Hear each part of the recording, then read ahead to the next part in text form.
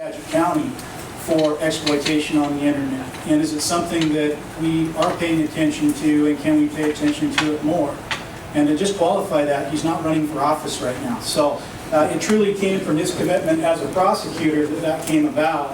And then our chiefs and sheriffs, right on board from the beginning, supported the safety aspect and the prevention aspect of this operation. And at times we experienced costs and unanticipated operational aspects that would affect an individual agency, but at no point in time did the sheriff or chief in this look at anything other than to support it and figure out how to get through it. So again, I want to make those acknowledgments. Our goals in this operation were several.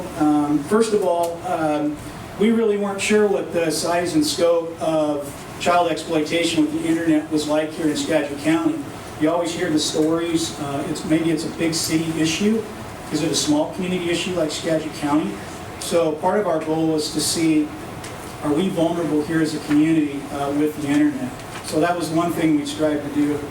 The other thing was, and probably really more importantly, is creating these crime prevention barriers for Skagit County. And part of that is, first of all, taking away the anonymity from these individuals who are doing these crimes by at least letting them know, if you do it in Skagit County, you're not going to go undetected with it, because we have folks paying attention to it. And the other part is what Sheriff Reichert just spoke to, which is the community awareness piece. Part of what we're doing here today is not intended to scare people. It's to make people aware. Because if children now have better awareness, because their maturity level's online, and parents have information that they can use as tools, that's going to create barriers for people that would come in and want to do this type of activity online. So that was one of our goals as well. And of course, we wanted to hold individuals accountable who did make that substantial step and change that communication from something that was social to criminal. And finally, selfishness side of it is we wanted a chance to exercise our SMART team model in an actual operation so that we could experience what those things would be like and make adjustments so we could make that team just that much better and more effective for Skagit County. So how did we go about this operation? All of our investigators have a lot of history with child crimes and child victim crimes, exploitation, sex offenses, and things like that. So our investigators drew from those experiences to develop personas to go online with. These are youth at risk personas that you can find in any community, anywhere, any city. We got a persona of a 14-year-old girl whose self-esteem issues are such that she felt that her only way to have a physical relationship is through prostitution. And we've seen that.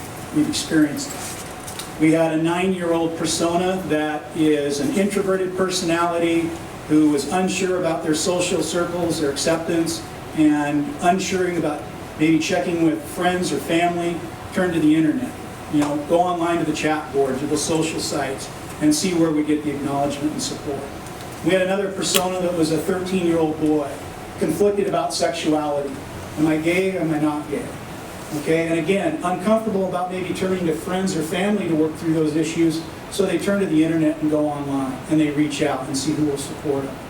Again, those are youth at risk profiles that you can find anywhere at any point in time. So we use that history and experience to develop that presence on the internet. We didn't do anything like secret sites or anything like that. We went to the major, most popular sites that people would be aware of: Facebook, Craigslist, Backpage, those sorts of things. And that's where we posted our communication that we wanted to socialize.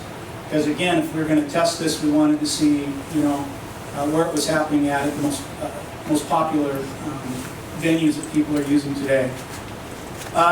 One of the things I can say is that the site security filters on those do work to a degree, but parents should not rely on those site security filters, because as if we posted specifically up that we were young or youthful, the site security filters worked and pulled us down.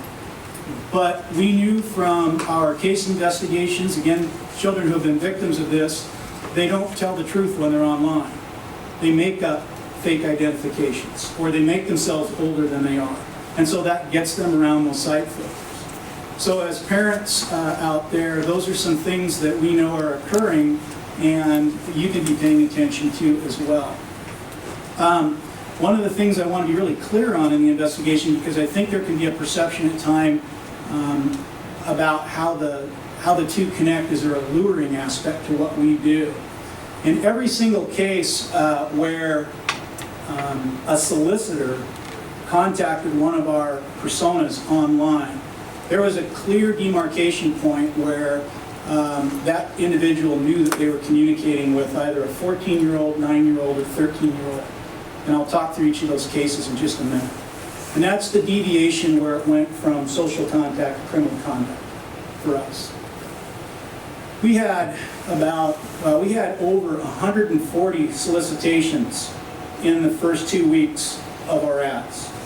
Now, what was interesting to me on that is that of the 140, the majority of those, when they found out the investigator persona was underage, did walk away or said, contact me when you're an adult. That, you shouldn't be online. Did some good things in that regard. Okay? But there was still a group that moved on, and that's what we're going to talk about here in a few minutes. And I say that only because my takeaway from that was, if I'm a 9-year-old or a 13-year-old and I go to a social site and there is that much activity going on that I'm having to filter and discern and whatever, how do I see the individual who has, again, the criminal intentions? Do I have the maturity levels to do that? So there's a lot of noise going on these websites of that communication that, again, the readiness level of some of these kids just isn't there, in my view. And that's how they become victims of the predators, because they're vulnerable in that population. Off-duty conduct carried over at all to his role as a corrections deputy. However, the Whatcom County Sheriff was informed immediately of the arrest, and then they took administrative action from there. We did conduct a search warrant of the suspect's vehicle, and again, it revealed evidence consistent with the types of crimes that he's being charged with. This 28-year-old is being charged with commercial sex abuse of a minor, communication with a minor for moral purposes, attempted rape of a child, 3rd degree.